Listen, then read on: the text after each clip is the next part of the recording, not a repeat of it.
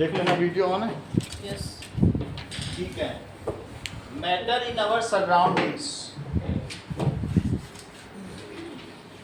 Last class में कौन कौन नहीं था, तो मैं थोड़ा सा उनके लिए रिकैपिटुलेट कर दूंगा। कौन कौन आप नहीं तो थोड़ा मैं बता दूंगा।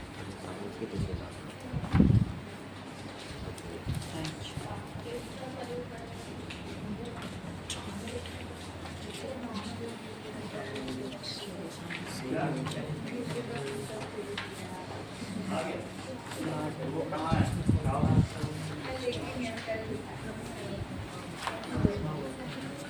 हाँ?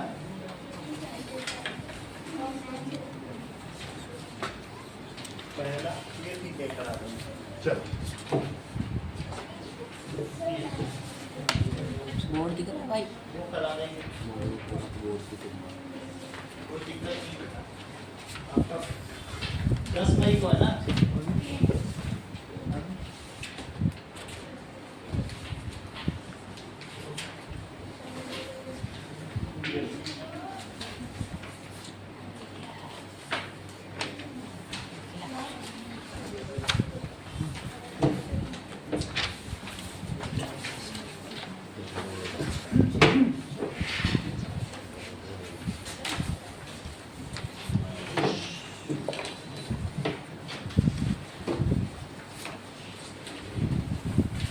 Now,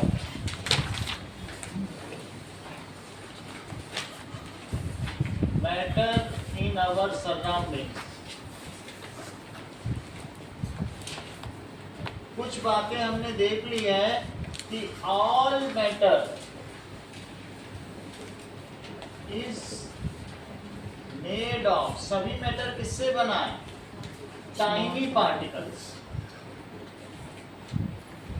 और इन टाइनी पार्टिकल्स को क्या कहते हैं? Atoms. Which is further undivisible.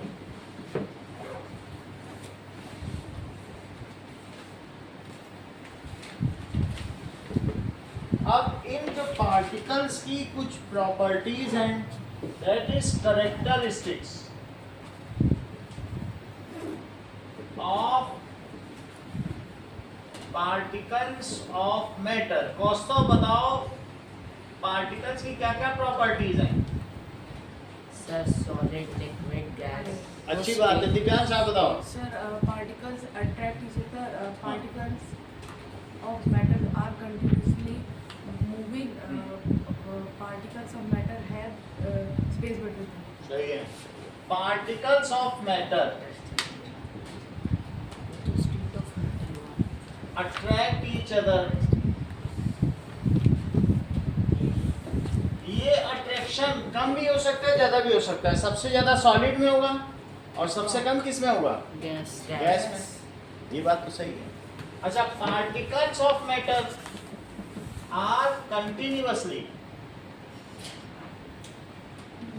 Move भी करते हैं। और तीसरी चीज, particles of matter have space between them.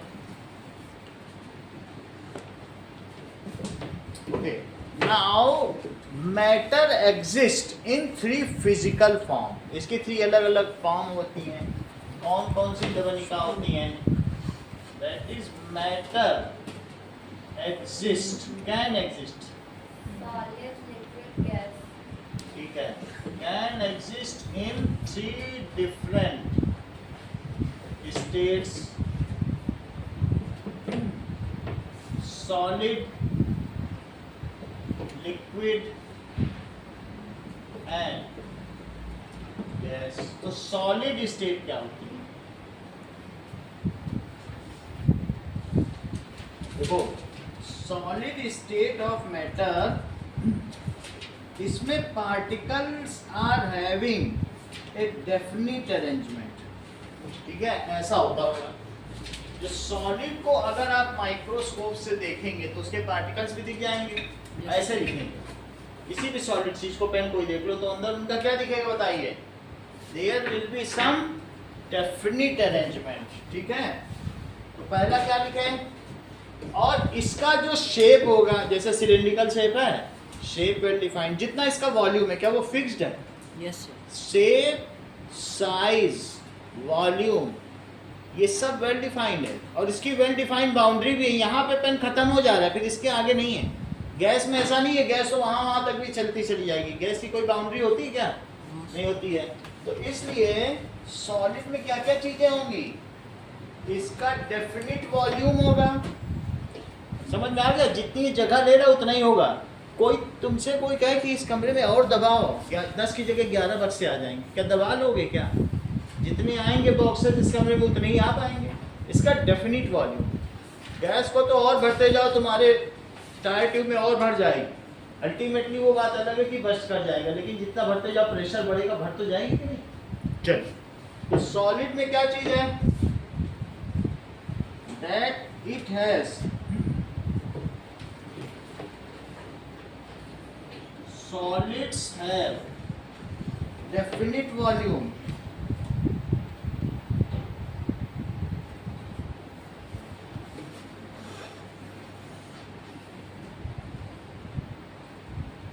definite shape and well defined boundary। अविश ये बताओ, क्या लिक्विड का डेफिनिट शेप हो सकता है? No. बोलो। नहीं, वो उसको जिस बर्तन में रखोगे वैसा होगा, लेकिन सॉलिड का डेफिनिट शेप होता है, क्यूबिकल, सिलिंड्रिकल, जैसा भी होगा। जैसे ये बॉटल, थर्मस बॉटल, ये दैट इज कैसी है? सिलिंड्रिकल। तो इनका एक डेफिनिट शेप। ओके, अब देखिए और उसका एक अनडेफिनेट वॉल्यूम भी होगा, शेप। आगे की बात।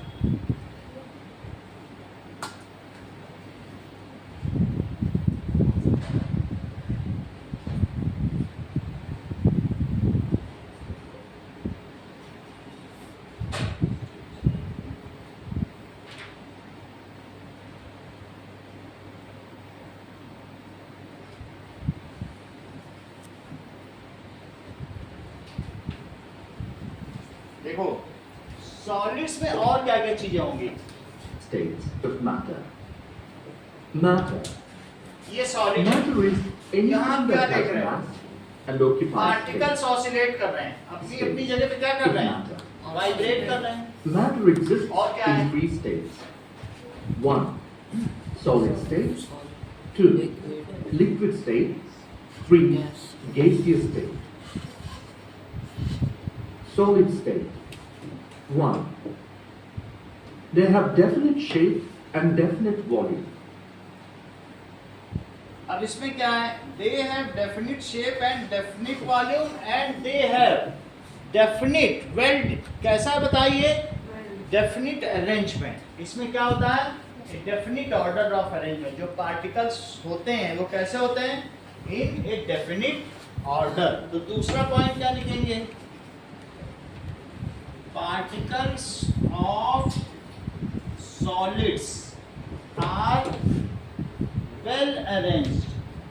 ये randomly मूव नहीं कर रहे हैं, these are well arranged। जैसे तुम देखते हो दो तरीके के लोग हैं, एक मुंबई सीएसटी में लोकल से भीड़ निकल रही है और एक परेड में जाने वाले कैडेट्स हैं। तो बोलो उनका अच्छा अरेंजमेंट है कि जो अभी अभी ट्रेन से भाग रहे हैं बाहर निकलने के लिए, उनका अच्छा अरेंजमेंट? बोलो, जो परेड के कैडेट्स हैं रिपब्लिक डे परेड में, तो डेफिनेट ऑर्डर ऑफ अरेंजमेंट है, ऐसा अरेंजमेंट। बोलो, बात समझ में आ गई? जैसे यहाँ दिखाया गया, it has a definite arrangement. And particles कैसे होते हैं Riddhi? They vibrate at their Point. Lattice points. अपने पॉइंट्स पर जहाँ जहाँ उनका लोकेशन है, छोड़ नहीं सकते उस जगह को। छोड़ देंगे तब तो ये पेन बह जाएगा। क्या छोड़ सकते हैं? लेकिन फिर भी अपनी जगह पे क्या कर रहे हैं? The particles of solid they can vibrate at there lattice point, जहाँ पे हैं। जैसे इस कमरे में ईंट हैं, हर ईंट का सेंटर उसका लैटिस पॉइंट। समझ में आ गई बात कि नहीं? ईंट है, ये कमरा किससे बना है? ईंटों से। ईंटों से। उन ब्रिक्स का जो सेंटर है वही लैटिस। ऐसे इसका जो सेंटर है वो इसका क्या कहलाएगा? बोलो। Lattice. तो particles can vibrate at their positions but cannot leave their position. अपनी पोजीशन छोड़ पाएंगे क्या? देखो इस चीज को, पार्टिकल्स क्या कर सकते हैं? कैन वाइब्रेट, अपनी जगह हिल सकते हैं बस, वाइब्रेट, बट अपनी जगह पर can not leave their positions. ऐसा समझ लो कि ये जितने रॉड्स हैं ये स्प्रिंग लगा दी जाए और इसको हिला दिया जाए तो क्या हिलने लगेगा पूरा? ये सब स्प्रिंग हो जाए। यस बस वैसे स्प्रिंग एंड बॉल मॉडल, वो तो बात समझ आ गई। तो वैसा ही कुछ बताया जा रहा है। Now particles can vibrate but can not leave, अपनी पोजीशन को वो छोड़ नहीं सकते। जैसा कि आप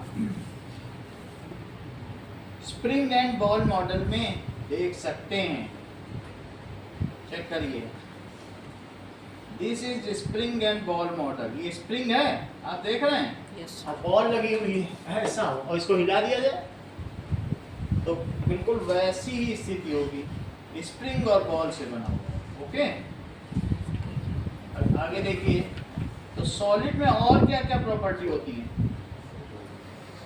इतनी तो बात हो गई। ये देखो, shape and definite volume.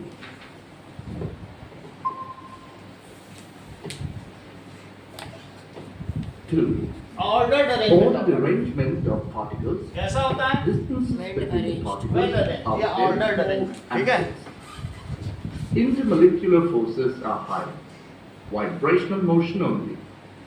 देखो कुछ और चीजें देखो, ये जो चीज है सॉलिड के पार्टिकल्स, तो सॉलिड के पार्टिकल्स अगर हम ऐसा बना दें तो ये जो चीज है, दीज आर, इनके बीच में फोर्सेस हैं, तो these are tightly clinged with each other. ये आपस में क्या है? क्लिंज्ड। क्लिंज्ड है, एक दूसरे को पकड़े हुए हैं। सो इनके बीच में जो इंटरमॉलिक्यूलर फोर्स है, आपस में बाइंडिंग फोर्स है, वो कैसा है? स्ट्रॉन्ग। ठीक है, तो सॉलिड पार्टिकल्स के बीच में कैसा फोर्स होता है? Strong. They have strong intermolecular force. जैसे तुम लोग एक दूसरे का हाथ टाइटली पकड़े रहो, तो that is known as tightly cling. तो सॉलिड में क्या होता है? They have strong intermolecular force. Divyansh, what does it mean by intermolecular force? Sir atoms के बीच वाला Yes, the force of attraction acting between any two particles is known as intermolecular force of attraction. दो particle के बीच लगने वाला force. क्या इनके बीच इतना फोर्स है मैं इस पेन को तोड़ नहीं पा रहा हूँ, क्योंकि वो सब क्लिंज्ड है आपस में, एक दूसरे को क्या है, पहले तो टूट जाता। तो दैट मीन्स चौथी चीज क्या है? Particles have very high intermolecular force of attraction.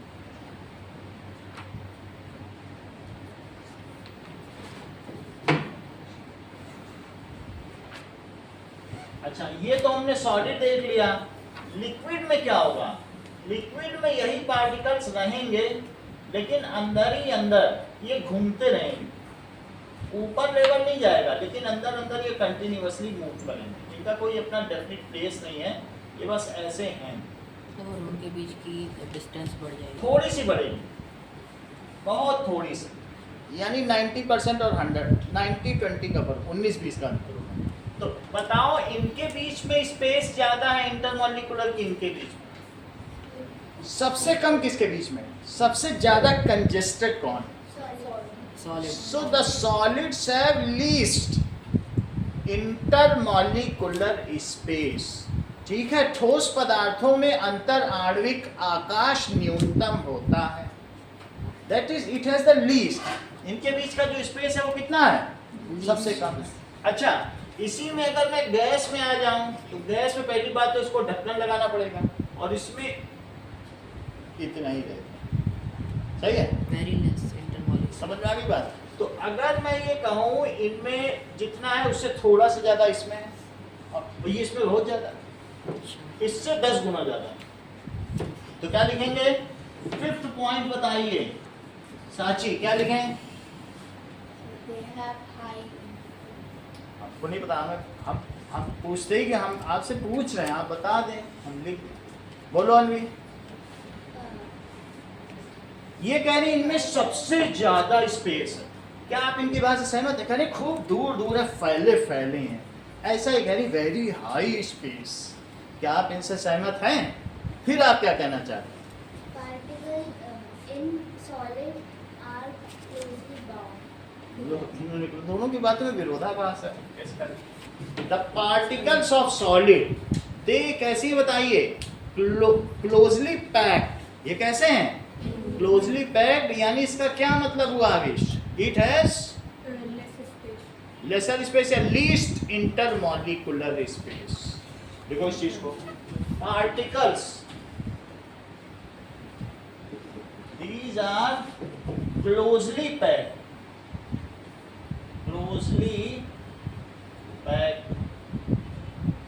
that means they have, Sachi sentence complete करो, they have, बताओ श्रद्धा बताओ, लीस्ट कोई भी बोल दो, सही है, लीस्ट इंटरमॉलिक्यूलर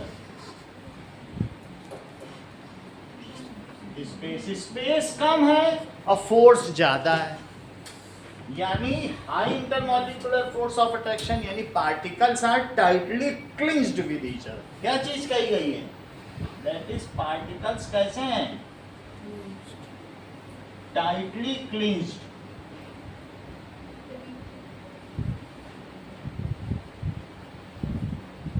एक दूसरे को जकड़े हुए।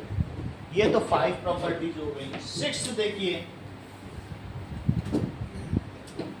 अभी इसमें डिफ्यूजन का रेट कैसा होगा?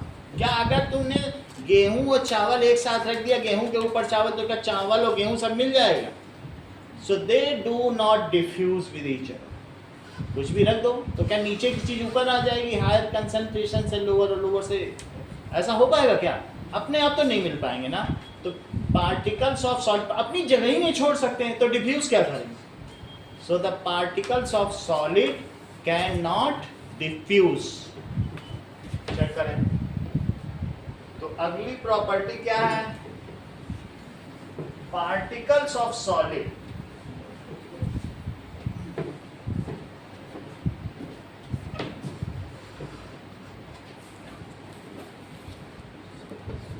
of solid cannot diffuse नहीं करते। That means cannot intermix on their own। Diffusion का क्या मतलब होता है? आपस में मिल जाना। That is cannot intermix on their own। जबकि कौस्तव इंक को पानी में डालोगे तो इंक पानी में अपने आप मिल जाएगी, डिफ्यूज हो जाएगी, लेकिन दो सॉलिड को रख दोगे तो नहीं मिल पाएगी। तुम्हारे बॉक्स के अंदर क्या पेंसिल और पेन मिल करके रबड़ बना देते हैं? आपस में मिलजुल जाए रबड़ बना दे, ऐसा कुछ हो पा रहा है क्या? कभी भी नहीं हो पा रहा। 7th प्रॉपर्टी अगला देखिए। तो फिर अगर आपने वो गेहूं वाला बताया वो क्या? जो आपने गेहूं वाला बताया वो गेहूं और चावल डिफ्यूज नहीं हो पाते, जबकि मिक्स तो हो ही जाते हैं ना। गेहूं चावल, तो अगर आप ऐसे कोई गेहूं लिया ऊपर से चावल डाल दिया तो वो तो नीचे की तरफ जाएंगे ना, वो मिक्स तो होंगे। हाँ तो नीचे वाला ऊपर नहीं आ रहा है। अगर नीचे से वाला भी ऊपर आ जाता है, गेहूं भी ऊपर, वो तो ग्रेविटी की वजह से नीचे जाएगा ही जहाँ खाली जगह तो। लेकिन अगर नीचे गेहूं है वो भी ऊपर आके पूरे में गेहूं हो जाता, हो पाएगा क्या? तो सॉलिड में तुम पेन को पेंसिल के बगल में रखोगे, ऐसा कभी भी नहीं होगा कि पेन चेंज होकर पेंसिल बन जाए या मिक्स होकर कुछ बना रहे, ऐसा कुछ हो पाएगा? नहीं हो पाएगा। अगला देखो, काइनेटिक एनर्जी क्या किसको कहते हैं बताइए? The energy possessed by particles due to its motion। जो धीरे चलेगा उसमें लेस काइनेटिक एनर्जी, जो फास्ट चलेगा उसमें सबसे तेज है। तो तृप्ति मुझे ये बताओ, ये सबसे फास्ट चलते हैं कि ये फास्ट चलते हैं कि ये फास्टेस्ट है? सबसे धीमे कौन चल रहा है? हाँ? सॉलिड सॉलिड तो से हिल सकते हैं और ये अपनी बाउंड्री के अंदर ही अंदर मूव किया करते हैं, और ये तो मूव ही नहीं करते, टक्कर भी मारते हैं। जिसमें गैस भर दो पता चला बड़ी से बड़ी टायर ट्यूब को फाड़ के रख दो, ज़्यादा फट जाता है, बैलून फट जाता है, ट्रक के टायर फट जाते हैं ज़्यादा हवा भर दो, तो ये हिट भी करते हैं। तो बोलो लवनिका, ये सबसे फास्ट चल रहा है कि ये अनवी? Liquid yes. तो इसमें least kinetic energy possessed by particle due to motion is known as kinetic energy. Kinetic देखो इस चीज को, what does it mean by kinetic energy? That is energy produced by particle energy possessed. Possessed का मतलब है जो उसमें निहित होती है, रखी जाती है। So what is kinetic energy?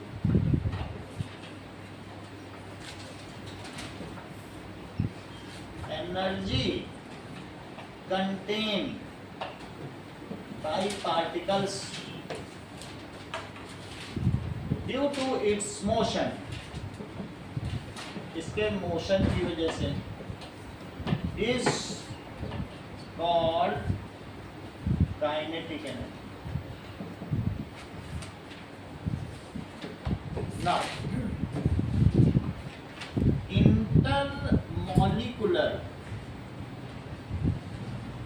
force, the force acting between any two particles of matter.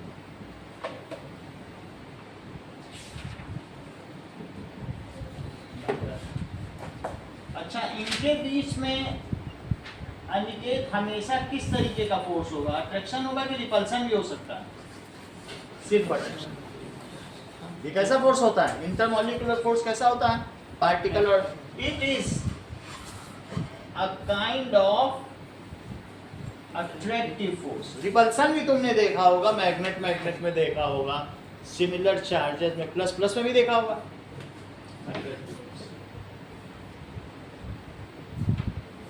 अब हम लोगों को कौस्तव डिफ्यूजन की डेफिनेशन बता देंगे। बताओ भाई, यही कर रहे थे, जमाई ले, हमने कहा जमाई राजा बने हुए, तो बता दें। हाँ बोल बेटा, विसरण से आप क्या समझते हो? हिंदी में भी बता सकते, कोई दिक्कत नहीं है। हाँ बोलिए साची। The mixing of substance with another substance with the due to motion or सही है, ठीक है। ये ऑन इट्स ओन, क्या लिखा जा सकता है? ऑन इट्स ओन, स्पॉन्टेनियस, ठीक है। So intermixing of different kind of particles on their own. बहुत अच्छा कौस्तव ने रिस्पॉन्स दिया। इंटर क्या बताया आपने, फिर से बोलिए। intermixing of other substance to other substance is called diffusion. सही बताया कि नहीं मैं?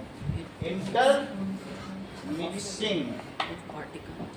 of different kind of particles, जैसे इंक का पानी में मिल जाना अपने आप ही, या यहाँ पर एरोमा ऑफ इंसेंस स्टिक, अगरबत्ती और वहाँ पर कोई चीज़ है दूसरी, दोनों चीज़ें का मिल जाना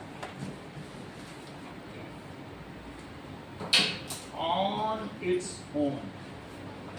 तो ये बताइए, काइनेटिक एनर्जी सबसे ज़्यादा कौस्तव इसमें होगी कि इसमें? Water में नहीं, ये है सॉलिड, ये है लिक्विड, ये है गैस। तो आप मुझे बताइए, ये ज्यादा तेज भागेगा कि ये गैस गैस? तो इसमें सबसे ज्यादा काइनेटिक। बुलेट को तुम फायर करो तो उसमें ज्यादा काइनेटिक एनर्जी कि फेंक के किसी को मार दो? बुलेट फायर करते तो मोशन से जो एनर्जी होती है उसको क्या कहते हैं? हैं तो सॉलिड्स है लेस काइनेटिक लीस्ट की बात की जाएगी, इसको कहो लीस्ट। कम कहना हो तो लीस्ट, और इसमें कैसा है? लेसर और मोर या हाईएस्ट। इसे क्या कहोगे? लीस्ट लेसर इसको इंटरमीडिएट भी कह सकते हो। इसको क्या कह सकते हो? इंटर, बोलो बात समझ आ गई? सबसे कम, इंटरमीडिएट यानी बीच की, और highest. Okay, solids have least kinetic energy, Aarish rate of diffusion solids में कैसा है?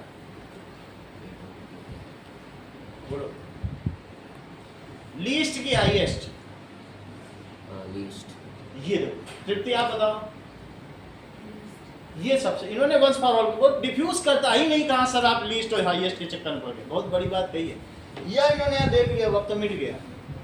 भाई इन्होंने फिफ्थ पॉइंट रिफर कर डाला, यानी सर वो डिफ्यूज कहाँ करता है? अभी थोड़ी देर पहले तो आपने बताया, जो डिफ्यूज ही नहीं करती चीज, उसमें कहाँ लीस्ट और कहाँ हाईएस्ट, है ना? वंस फॉर ऑल तृप्ति ने बताया कि नहीं? हर चीज यही जानती है। That is they do not diffuse. क्या इनमें कॉस्ट ऑफ फ्लूइडिटी की प्रॉपर्टी होती है? अगर बाउंड्री खोल दो तो क्या ये बह जाएंगे? No sir. If boundaries are remove, liquid बह जाएगा, दूध बह जाएगा। चारों तरफ से गत्ता हटा दो तो बह जाएगा। So they can not flow. If boundaries are remove तो भी आपकी चीजें बहेंगी नहीं अगर सॉलिड है। जब तक सॉलिड आइसक्रीम है वो कहीं बह के नहीं जाएगी, और लिक्विड बन गई तो बह जाएगी। ऐसा होता है कि नहीं? So they do not, these can not flow if boundaries are remove. अगर बाउंड्री रिमूव कर देते कहीं ना जाएंगे। So they do not possess property of fluidity. इनमें तरलता का गुण नहीं होता। These do not have fluidity।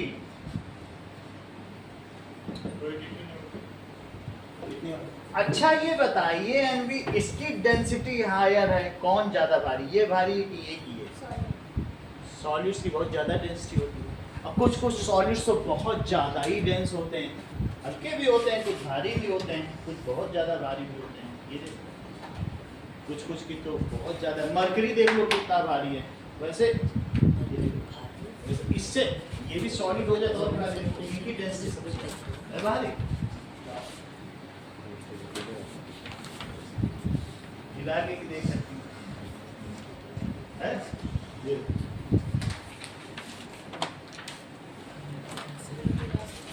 हिलाना है, साथ लगा। ये देखो है, इसको डेंसिटी कहते हैं। किसी चीज में कितना वजन है उसको उसकी क्या कहते हैं? देखिए ये आधा भरा हुआ है, पूरा भरा होगा तो और ज्यादा वजन है। सही है? तो डेंसिटी का क्या मतलब है? Amount of matter in 1 metre cube में जितना वजन है उसको क्या कहते हैं? सबसे ज्यादा भारी कौन होते हैं? बोलो सॉलिड की डेंसिटी ज्यादा होती है कि लिक्विड की कि गैस? Solid। अमाउंट। अब जैसे ये देखो, हमारे पास 1 मीटर क्यूब का वॉल्यूम है, 1 मीटर इंटू 1 मीटर हाइट और ब्रेथ और ये सब ले लो, तो डेंसिटी क्या होती है बताओ? डेंसिटी समझो, अगर मैंने 1 मीटर तो समझते हो कितना होता है? ये 1 मीटर है, 1 मीटर 1 मीटर 1 मीटर, और ये भी 1 मीटर। तुम लोगों के सबके घर के ऊपर इतनी बड़ी टंकी रखी, जो लोग अंदर क्वार्टर में रहते हैं, इसे कहते हैं कितना वॉल्यूम है? 1 मीटर क्यूब। क्या आप मुझे बताओगे इसमें कितने किलो पानी भरा हुआ है सबके घर के ऊपर? अगर टंकी पूरी भरी, ये 1 मीटर है, इसका आधा 1 मीटर इतना होता है, तो 1 इतनी बड़ी टंकी अगर हो तो उसमें कितना पानी आता है? बोलो 1000 किलो। कितना आएगा? डेंसिटी का फार्मूला क्या होता है? इसका मास अपॉन वॉल्यूम। तो रिद्धि इसका कितना मास है बताओ? इस टंकी का कितना पानी भरा है इसमें? बोलो 1000 kg। और इसका वॉल्यूम भी बताओ, वॉल्यूम बताओ। 1 इंटू 1 इंटू 1 क्यूब का वॉल्यूम निकाल लेती हो? वॉल्यूम कैसे निकाला जाता है? That is side into side into side करते हैं, तो ये कितना होगा बोलो? तो वाटर की डेंसिटी कितनी हो जाएगी बताइए? डेंसिटी ऑफ वाटर कितनी हो जाएगी? 1000 kg पर मीटर क्यूब। अगर इसी में मरकरी भर दिया जाए, तुम लोग को हाथ में मैंने दिया है मरकरी, यस मरकरी अगर भर दोगे तो इतना नहीं होगा, मरकरी कितना आएगा? 13,600। तो उसकी डेंसिटी कितनी हो जाएगी? 13,600 अपॉन 1 मीटर क्यूब। बोलो बात समझ आ गई कि नहीं? 13,000, 13 गुना भार। तो कितने में? वो तो थोड़ा सा है, लेकिन 1 मीटर क्यूब में रखो। तो कितना होगा? है यही डेंसिटी। डेंसिटी एक रेट है। 1 मीटर क्यूब में जितना मास आता है उसको क्या कहते हैं? डेंसिटी। डेंसिटी की डेफिनेशन बताइए रीति, क्योंकि अब हम डेंसिटी के बारे में बात करेंगे। अमाउंट ऑफ मैटर, सही है, या mass contain per unit volume. 1 metre cube में जितना मास आ जाता है उसको उसकी क्या कहते हैं? डेंसिटी। डेंसिटी 1 मीटर क्यूब में आपको ये बात मालूम है, अगर 1 मीटर क्यूब की टंकी है उसमें कितनी हवा आ जाती है? जैसे तुम टंकी लेके जा रहे हो और कोई कह दे यार तुम बड़ी भारी टंकी ले जा रहे हो, इसकी हवा निकाल रहे हैं, कितनी हवा आती है? हवा का भी वजन है, गैस भी तो हवा, उसकी वजन है। अगर उसमें हवा भरी तो कितना वजन है? एयर की डेंसिटी 1 किलो 290 ग्राम, 1 kg 290 ग्राम। हवा भरी हो तो 1 किलो 290 ग्राम। पानी भरा हो तो उसका वजन 1000 किलो। मरकरी भरा हो तो 13,600। सबकी अलग अलग है। डेंसिटी का क्या definition? What does it mean by Navnika density? It is mass contain per unit volume. Density का फॉर्मूला क्या है श्रद्धा? डेंसिटी की यूनिट क्या है श्रद्धा?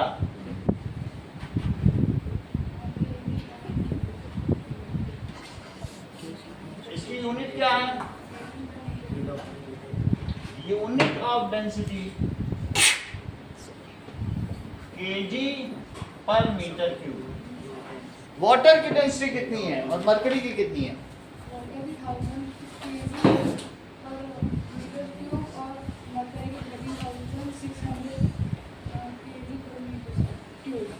सब चीज अब जरा देखिए, समझ में आ गया? Density is mass contain per unit volume. तो सिर्फ इतना मुझे बता दीजिए कौस्तव कि सॉलिड की डेंसिटी ज्यादा है कि लिक्विड की गैस? सॉलिड। सॉलिड में ज्यादा अमाउंट ऑफ मैटर है उसी वॉल्यूम में, तो सॉलिड्स हैव हाईएस्ट डेंसिटी। ठोस पदार्थों का घनत्व अधिकतम होता है। Solids have highest density. ठीक है, अच्छा ये बताइए कि सॉलिड्स पे अगर फोर्स अप्लाई करो तो क्या वो अपना शेप चेंज कर देंगे? No. If force is applied and the substance does not change its shape, तो तृप्ति उसे तुम क्या कहती हो? मैंने इस पे फोर्स अप्लाई किया और इसने अपना शेप चेंज नहीं किया, तो बताओ उसे क्या, उस प्रॉपर्टी को क्या कहोगी? क्लास 8th तक तुम उसे क्या कहती आई हो? 9th की छोड़ो, क्लास 8th तक उसे क्या कहते हैं? Rigidity.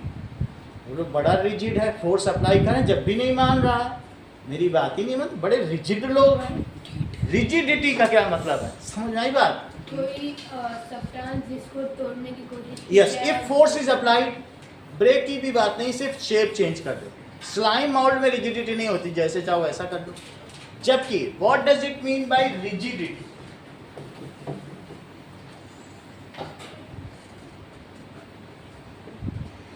If force is applied and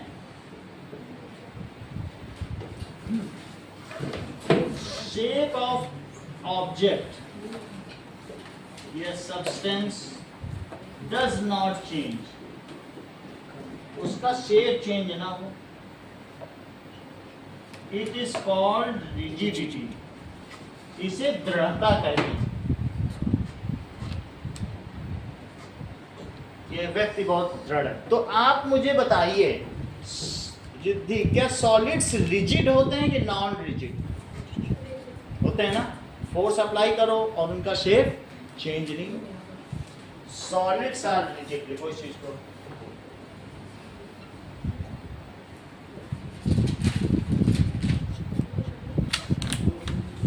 अब देखिए कि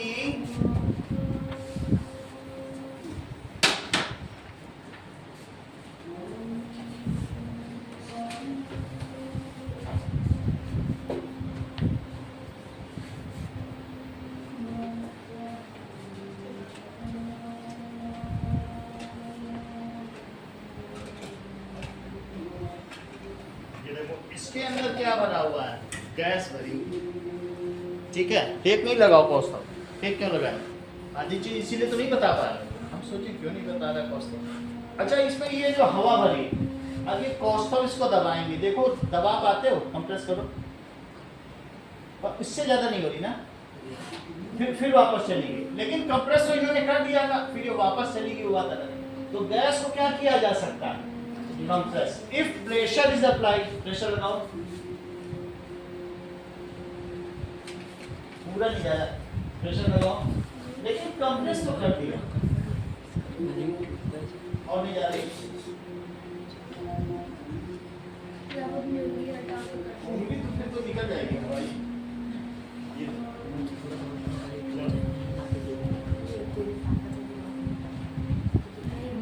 नहीं जा रहा है, तो गैस को कंप्रेस करो। गैस को कंप्रेस किया जा सकता है, समझो इस बात को। If pressure is applied then its volume can be reduced. देखो मंगल, अगर मैं इस पे प्रेशर लगाऊं तो ये पिस्टन है, तो इसके वॉल्यूम को हम क्या कर सकते हैं? कम कर सकते हैं। पूरा नहीं दब रहा, फिर वापस चला आता है। समझ आई बात कि नहीं? हाँ, नहीं दिखाई। ये देखो सर, ये कैमरा में विजिबल नहीं हो रहा है। कैमरा में ठीक नहीं है। चलो कैमरा थोड़ा सा एक नीचे है। ये देखो, तो इफ हमने इस पिस्टन में क्या किया? प्रेशर अप्लाई किया, तो इसको हमने क्या किया? वॉल्यूम रिड्यूस कर दिया। अगर इसमें सॉलिड भरा होता, लोहे के दाने छल्ले भरे होते, तो क्या तुम उसको दबा पाते? या तुम्हें लोहे की बॉल दे दें, कहते जरा प्रेशर अप्लाई करके इसको छोटा कर दो, कर पाओगी? लिक्विड्स को अगर 1 लीटर दूध है, तुमसे कहीं इसको दबा दबा के कम करो, बहुत थोड़ा कम कर पाओगी। 1 ml 1 लीटर में कितना कर पाओगे? हमें पता भी नहीं चलता। Very less compressible. लिक्विड हो जाते हैं, कंप्रेस करोगे हो जाएगा, ये तो बिल्कुल नहीं होगा, और ये बहुत ज्यादा होगा। तो बोलो अविश, हाईली कंप्रेसिबल कौन है और इनकंप्रेसिबल कौन? Highly compressible liquid. ये बहुत अच्छा होता है। हाँ बोलो। Highly compressible gas. देखो अभी उन्होंने खुद किया भाई, हाथ कंगन को आरसी क्या, पढ़े लिखे को फारसी क्या? बोले सर अभी हम ही ने तो किया है। Lowest compressible. बहुत बड़ी बात है। टैलेंट भी देखिए ना, कितनी बड़ी चीज इन्होंने कह दी। बोल रहे हैं सर गैस को तो मैं आधा से भी आधा कर दिया था, पर नियरली टच ही करने वाला था। हाईली कंप्रेसिबल अविश ने किसको बताया? गैस को। और वेरी लेस कंप्रेसिबल किसको बताया? सॉलिड तो होते ही नहीं, तो सॉलिड को कंप्रेस करने बहुत इंटेलिजेंट है। सब नहीं होते हैं, ये हैं। तो इन्होंने बहुत बड़ी बात कही, यानी कहते हैं कि सर सॉलिड्स आर इनकंप्रेसिबल, है ना। ये तो ह्यूमर के लिए उन्होंने बोला कि लेस कंप्रेसिबल बोल के मजा भी आ जाए। हाँ बोलो क्या? स्पॉन्ज के अंदर हवा है, तो अगर मान लीजिए स्पॉन्ज है तो उसमें आप क्या कर सकते हैं? थोड़ा बहुत उसे कंप्रेस कर सकते हैं, ठीक है कि नहीं? तो उसको कंप्रेस किया जा सकता है। ये जैसे स्पॉन्ज है तो इसमें हवा भरी है, इसको आप क्या कर सकते हैं? कंप्रेस कर दीजिए, हवा निकल गई। लेकिन ये तो इसके अंदर एयर थी, एयर हट गई, सॉलिड को कुछ नहीं हुआ। बात समझ आ गई कि नहीं? तो सॉलिड्स के बारे में क्या कह सकते हैं बताइए? Solids are incompressible. अब कॉपी लिख लें फिर, नहीं तो हम लोग भूल जाएंगे। तो लिखो सॉलिड्स आर, हाँ, तो क्या डेफिनेशन डेफिनेशन आपने बताई थी इन ये कंप्रेसिबिलिटी की।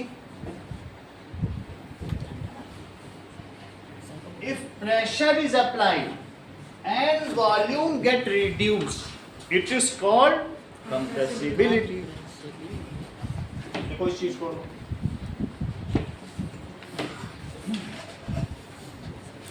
कंप्रेसिबिलिटी। इफ देखो रिजिडिटी में फोर्स लिखना और कंप्रेसिबिलिटी में प्रेशर, इस बात का ध्यान रखना। If pressure is applied and और क्या हो जाए and volume get reduced it is called compressibility.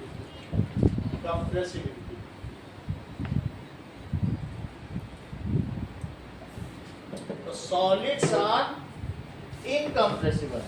Okay now अब जरा देखो, Solid and liquid. Liquids are little compressible.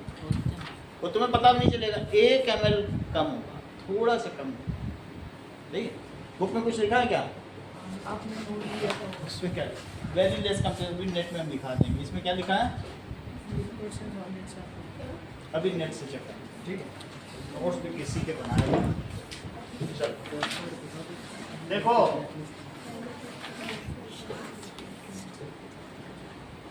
Define करिए।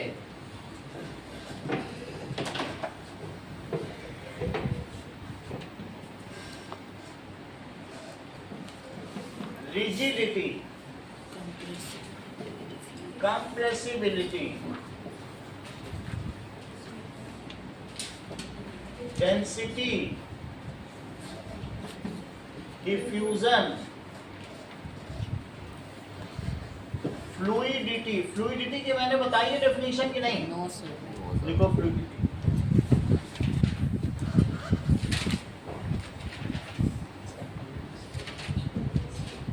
Ability of a substance to flow. Sentence पूरा करो Sachi. Ability of a sentence to flow if boundaries. अब पूरा करो। ये पहले बता देती, चीटिंग करती ना, हर चीज ये पहले बता रहे हैं। इफ बाउंड्रीज आर, अगर बाउंड्री हटा दो और कोई चीज फ्लो कर दे उसको क्या कहते हैं? फ्लूइडिटी। ठीक है?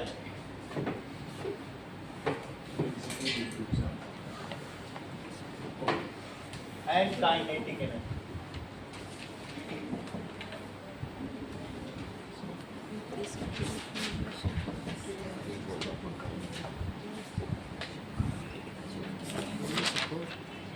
सर पंखा बंद 7 करो। डेफिनेशन देखो।